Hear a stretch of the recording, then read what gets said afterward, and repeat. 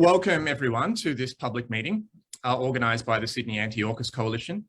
We're an alliance that came into being in the wake of last September's announcement of a new security partnership between Australia, the UK and the US, featuring of course a plan to purchase nuclear submarines, but which we see as part of a wider escalation of militarism in Australia and a drift towards war. That drift of course is continuing. Our meeting coincides with a gathering of Quad foreign ministers here in Australia, which has again seen much talk of war preparations, scaremongering headlines, security agencies playing an increasingly political role. We see the very dangerous Defence Minister, Peter Dutton, possibly eyeing a tilt at the Prime Ministership. Anti-Chinese racism is continuing to fester. I could go on.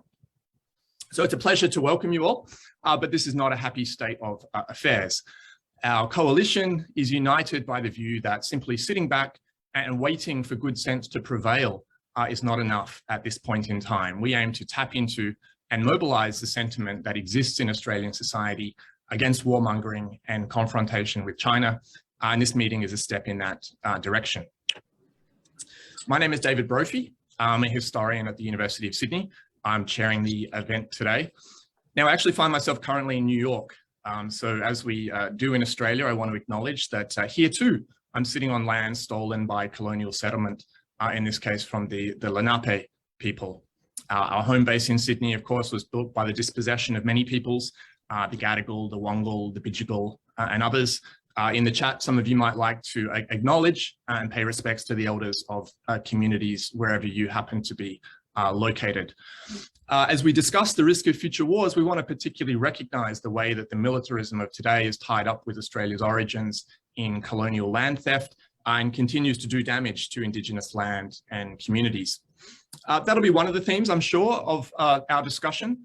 We're hearing today from a diverse range of viewpoints on AUKUS and have guests from Australia, the Pacific, and the US. Let me immediately then turn to our first panelist, who needs very little introduction. Professor Noam Chomsky is legendary for his generosity towards causes and activists worldwide, and he's very kindly joining us for the first half hour of this meeting. He'll speak for 10 minutes, then we'll have a 15-minute Q&A session before he attends to duties elsewhere. It's truly an honour for us to host here today someone whose intellectual and political work has influenced millions, if not billions, of people, myself, and I suspect most of you among them, from linguistics, media studies, the ethics of intellectual life, and of course his relentless and incredibly necessary critiques of American foreign policy, be it in Asia, Latin America, the Middle East, or elsewhere. Noam Chomsky has been and remains a towering figure of progressive politics. Now, we would be here all day if I were to cite even the highlights of Professor Chomsky's past publications. I think I'd be better off simply pointing out the fact that he has, by my reckoning, 4 new books forthcoming in 2022, reflecting his enormous range of intellectual and political interests. Notes on Resistance with David Barsamian, The Secrets of Words with Andrea Morrow, New World in Our Hearts with Michael Albert, and The Withdrawal with Vijay Prashad. Please look out for all of them. Again, we in the Sydney Anti-AUKUS Coalition are immensely grateful to Professor Chomsky for sharing today his thoughts on AUKUS and the state of the world. I'd ask that the audience please put any questions that you have for him into the Q&A box. We'll try to get to as many as we can in the limited time that we have, and I will now pass the floor to him.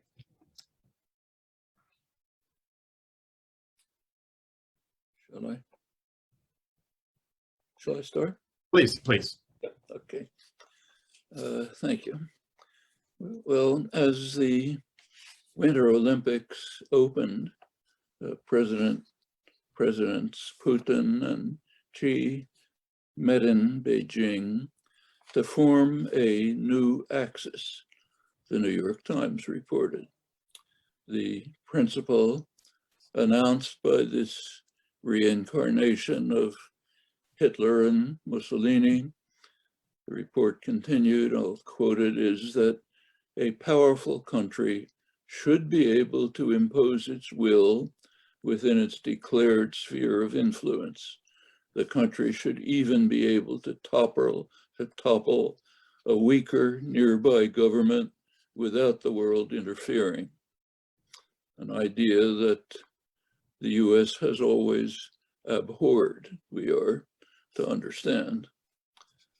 China is the more dangerous of the new Axis forces on the march, and the United States is preparing to defend itself from the awesome Chinese threat. Washington's current approach to the threat of China is called encirclement, containment being out of date. Encirclement includes the formation of the Quad, supplementing AUKUS and the Anglosphere's Five Eyes, and far more extensive strategic military alliances confronting China that are now being implemented. China can counter with a troubled hinterland. The radical military imbalance in favor of the United States is being enhanced, as you know, by the latest AUKUS achievement, the plan to provide Australia with a fleet of nuclear submarines to extend already overwhelming US military dominance in the seas that are critical for Chinese commerce. Current US national security strategy, established by Trump, carried over by Biden, is designed to prevail in a war with China or Russia or both simultaneously. In order to achieve this objective, military spending, which of course dwarfs all others, was greatly enhanced by Trump, now even more so by Biden, and Congress added some extras beyond Biden's expansion of it. If there's a better definition of insanity, it would be enlightening to hear it. In fact, we did hear it a couple of weeks ago. On December 27th, perhaps to celebrate Christmas, Biden signed what's called the National Defense Authorization Act. It's described by military analyst Michael Clare. His words, it calls for an unbroken chain of US armed sentinel states stretching from Japan and South Korea in the Northern Pacific to Australia, the Philippines, Thailand, and Singapore in the South, along with India, all meant to encircle China. And Clare adds, ominously enough, Taiwan is included in the chain of armed sentinel states. Well, Clare's word, ominous, is well chosen. China, of course, regards Taiwan as part of China. So does the United States, formally at least. The official US One China policy recognizes Taiwan as part of China with a tacit agreement that no steps will be taken to forcefully change its status. President Trump and his Secretary of State Pompeo chipped away at that formula. It's now being driven to the brink. China has a choice, the choice of either succumbing or resisting, and they're not going to succumb.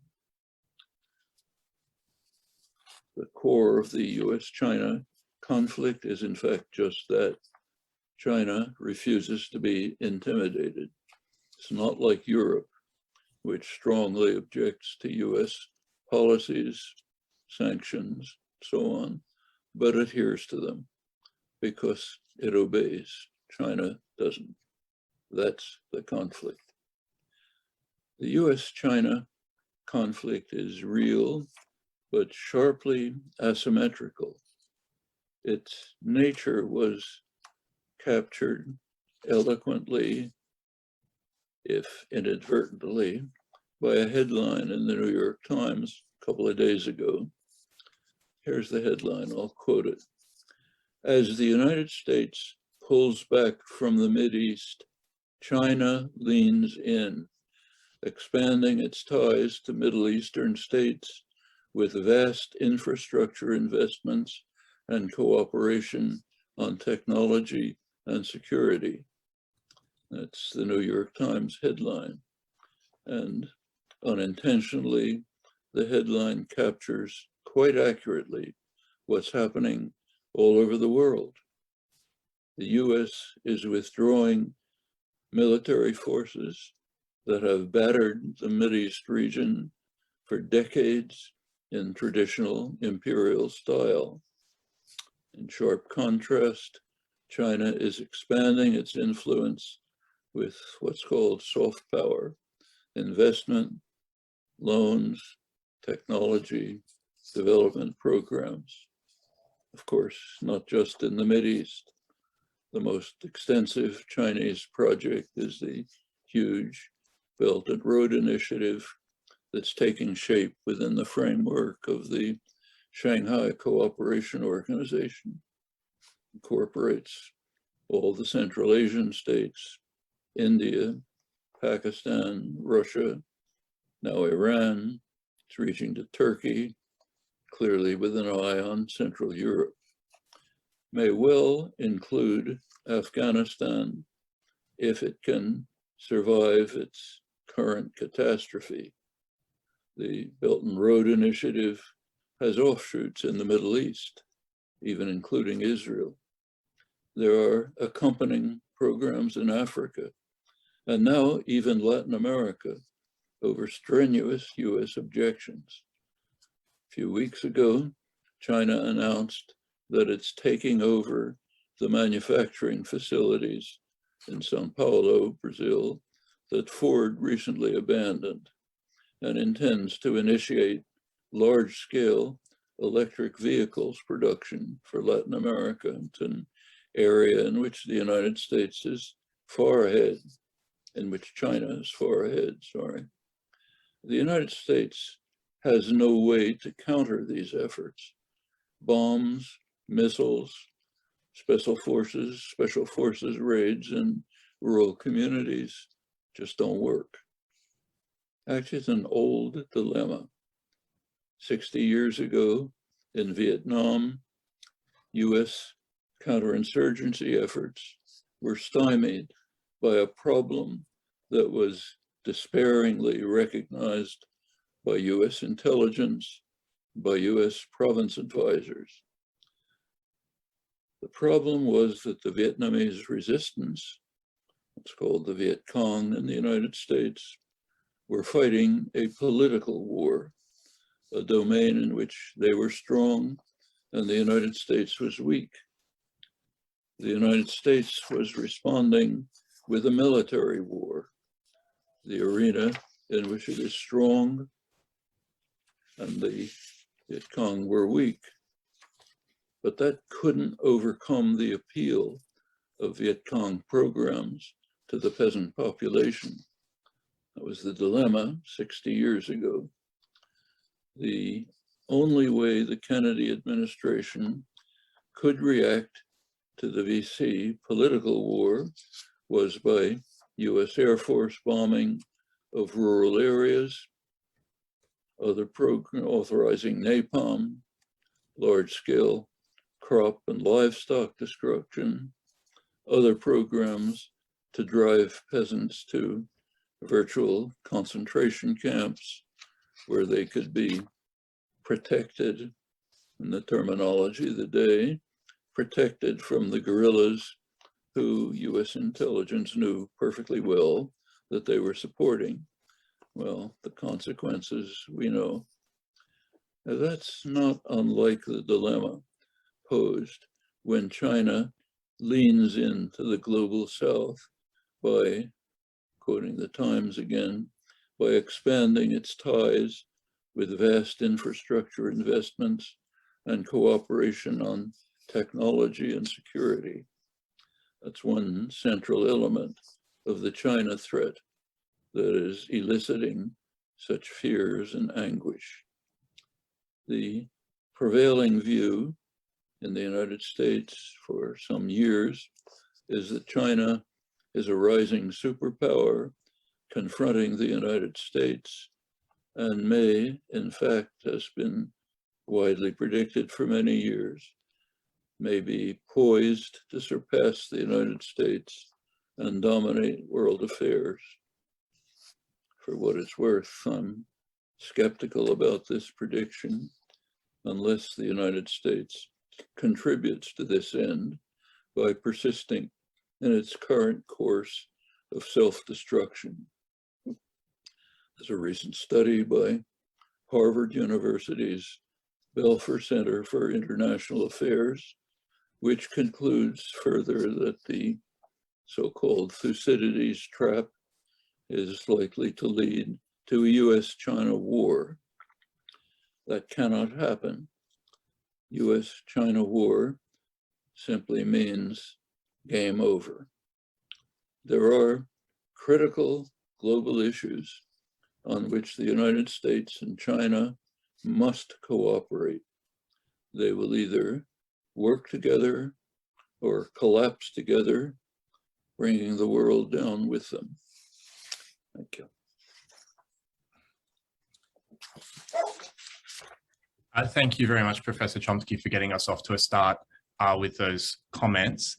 I'll put some questions to you now that have come through in the Q&A box. A reminder to people that we're using that Q&A function for questions, and I'll try to synthesize some of the thoughts and issues that are arising in the Q&A.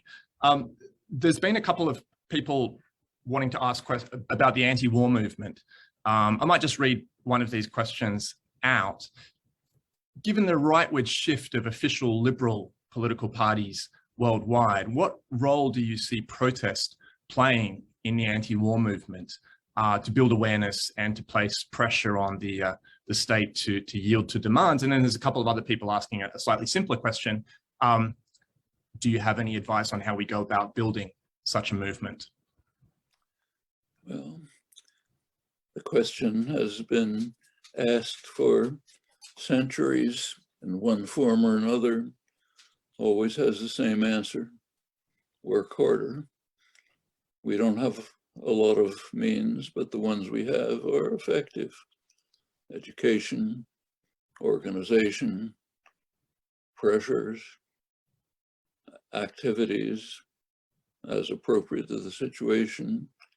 There is a rightward shift, but there's plenty of resistance to it. The rightward shift is a struggle to try to contain growing resistance. In Britain, for example, the Corbyn movement was a powerful movement to try to create a Labour Party, to recreate a Labour Party that would respond to the interests of its working class constituents, and that would become a participant party. That caused furor in the British establishment across the board. They were terrified of that possibility. You look at the votes in 2017, turned out it was a very popular position. Well, they were able to beat it back with outrageous lies and dredging up the easy way to attack anyone, anti-Semitism, mostly fabricated, and they were able to beat it back. Now the Labour Party is back to Tony Blair style, what was called Thatcher Light, but the forces are still there. Same in the United States. Bernie Sanders was bitterly attacked by the media, condemned, either ignored or attacked, despised by the Democratic political establishment. Nevertheless, he virtually won the nomination because of massive popular support, mostly young people, and right now has a very important position as head of the budget committee. in that position, he's putting forward very positive programs, which are being cut back, of course, by 100% Republican opposition, but also opposition of the Democratic establishment. Policies that might bring the United States in conformity with most of the world on social justice issues, where the US lags far behind. Well, those are the struggles that are underway. The power systems do not abdicate without a struggle. We know that. And the weapons of popular organization, activism, can make a difference. They do. Take the United States, country I know best, but the same is true elsewhere. There's a regressive period in the United States. Nevertheless, it's a far more civilized country than it was, say, 60 years ago. At the time of the Kennedy escalation of the Vietnam War, you could find no opposition to that policy in the United States, overwhelmingly supported. I remember very well trying to organize a little bit of opposition. The only way you could do it is by meeting a couple of people in somebody's living room, or maybe in a church with 4 people, most of whom wanted to kill you. That's when the war was escalated. Well, changed. You look back to the 1960s, the United States had anti-miscegenation laws that were so extreme that the Nazis refused to accept them. Women were legally regarded as property, not persons, still taking over old British common law, didn't change till the mid-70s. Lots of other things have changed, not by magic, but by use of the means that are available to us. We now start from a much higher plane, thanks to the work that was done by dedicated activists over many years. Same's true in Australia, same's true elsewhere. That's the way we can proceed. Thank you. And there are many questions coming through. It's hard to choose what to put to you. There is a question here that is often a topic of debate in Australia among anti-war activists. I wonder if you have any thoughts on it. I might just read it out. How do you appraise Australia's posture vis-a-vis AUKUS, US bases, the Quad, and so on? Is it the case that Australia is being dragged into this by the US, or is Australia itself an imperialist champion, albeit a minor one?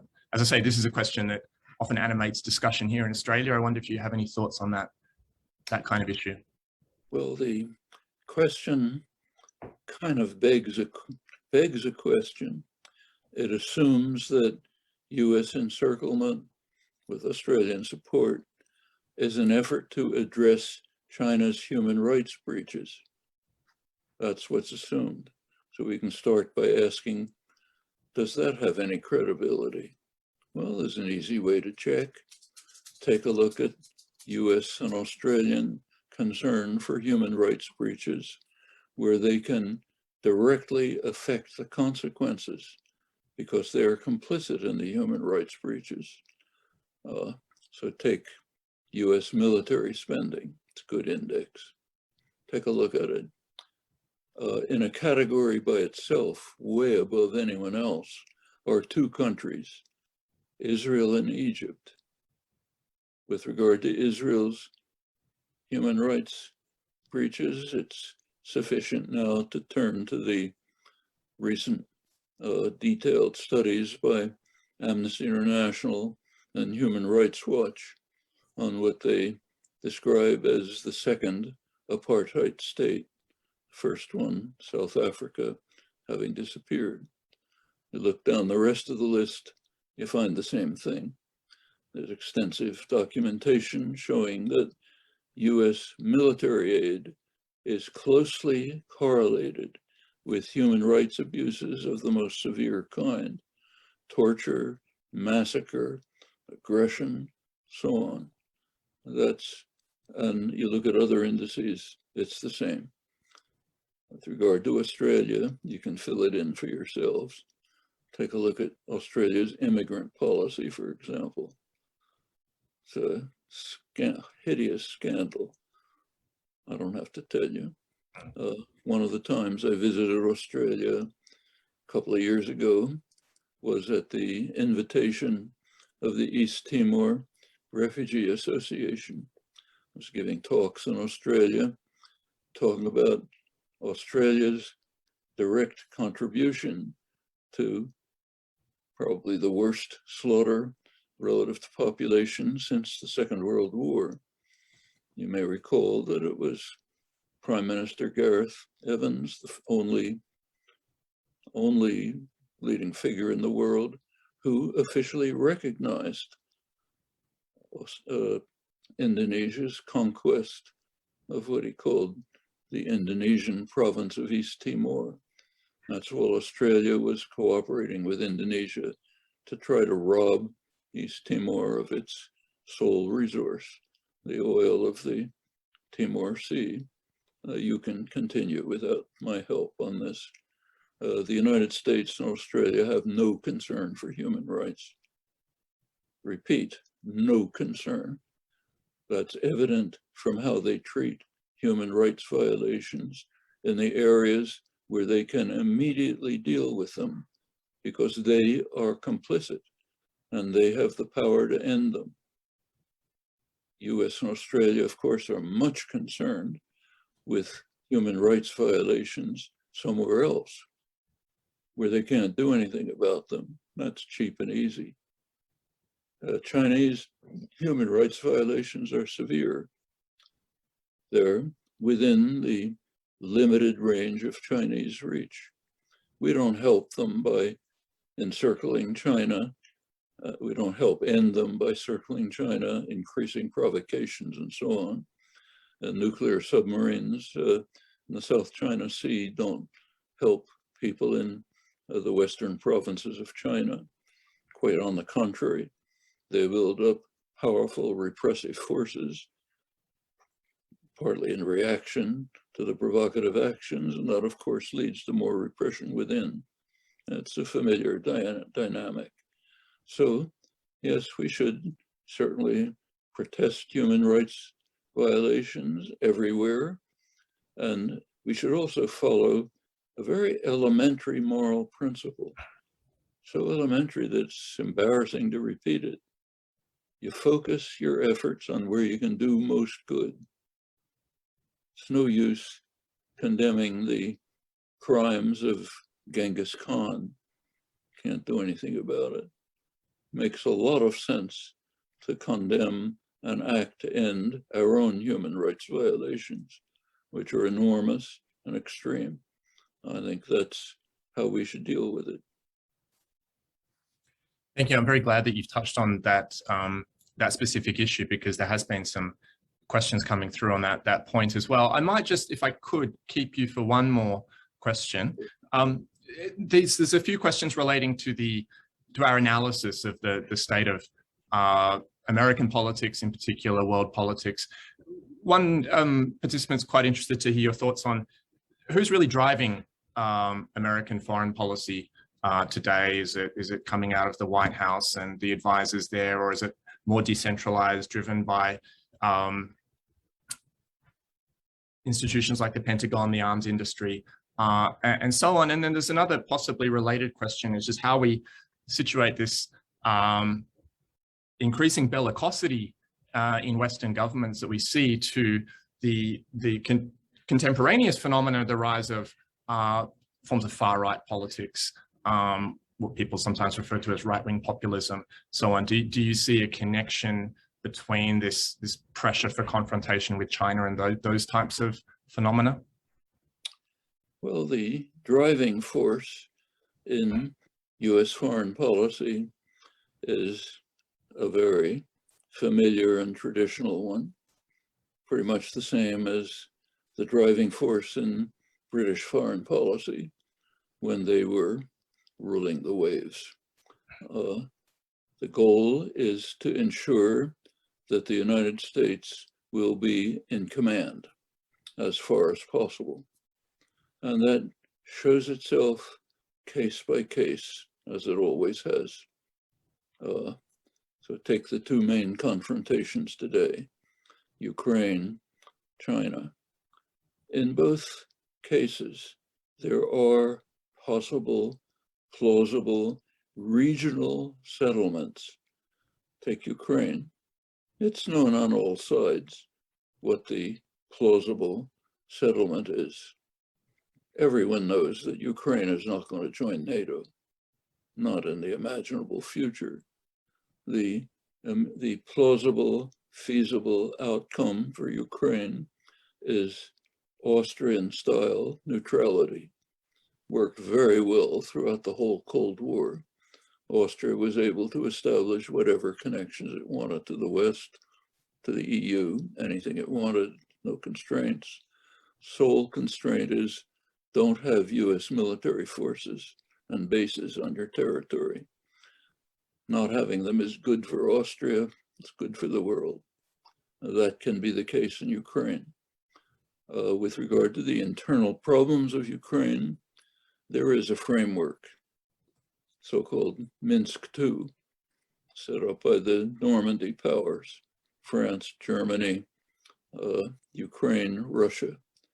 But notice something's missing from the Normandy powers, the United States.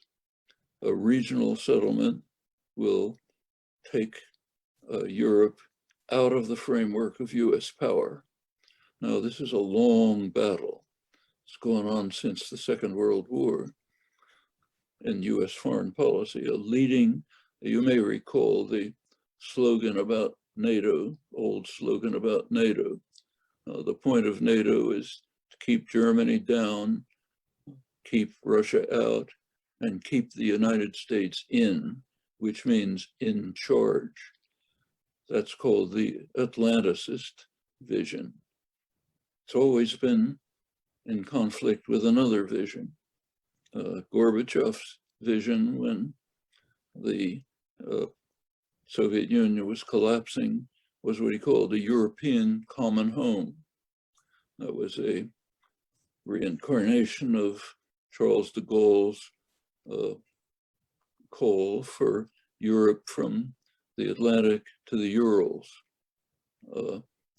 Willy Brandt's Ostpolitik was a move in the same direction. Macron's negotiations today are bitterly attacked in the United States because they go in the same direction, towards a European, peaceful, negotiated settlement, which has a major downside. US is out. That won't do. So therefore, the US has to try to block it, ensure that there's an Atlanticist solution that the United States runs. It's very similar in China. Take the confrontations in the South China Sea. They're real. China's violating international law with the islands in the sea. There's no freedom of navigation issue. That's a farce, but there are conflicts and confrontations. They can and must be handled by regional groupings. That's where they belong. Easy to handle them regionally, but that has the same downside. The United States doesn't run it, and that can't be accepted. So that's the core of the conflict. It's an old story, goes far back, way back in imperial history. The US isn't innovating anything. After the Second World War, the United States was so far in the lead that it could actually establish and run global order. Notice what happened with that. In the early years of the Cold War, the United Nations was very popular in the United States. Why? Because the other industrial powers had been devastated. The United States could give the orders. The UN was just a tool for US foreign policy, did whatever the US said. Well, that was a passing phase. The industrial powers recovered. Worse still, decolonization came along with its call for self-determination. Bandung Conference, an online conference, the efforts in the UN to establish a international economic order, a new economic order that would be geared to the needs of the former colonized countries instead of just robbing and killing them. New information order, give the third world some voice in the international information system. All of this was beaten back violently, including assassinations, overturning governments, and so on. Can't have that. And there's an interesting outcome, which is discussed right on the front pages now. You go back to the Alaska summit meeting a couple months ago, United States and China, very rancorous. It broke up over a basic issue. China insisted on what it calls the UN-based international order. US opposes that. US calls for what's called the rule-based international order. Footnote, the US sets the rules. So we'll have a US-based international order called rule-based. Well, in US scholarship, commentary, and so on, you're supposed to be in favor of the rule-based order and opposed to the UN-based order, because the UN is out of control. The UN is no longer favored, no longer just does too many things the US doesn't want. It even has policies like the UN Charter, which the US flatly rejects. Core principle of the UN Charter is you cannot use the threat or use of force, except under conditions that are irrelevant. Every US president violates that. The United States isn't going to be bound by that. So we don't want a UN-based order. Well, all of these things are in the background. That's much more important than arms contractors and other things. Yes, they have a role, but fundamentally, it's just basic, fundamental imperial policy. Professor Chomsky, we'd love to keep you for the evening, but I think unfortunately that's all we have time for in this section of our meeting. Our deepest gratitude again to you for taking time to be here. We will be keenly following your ongoing work and contributions to our common cause.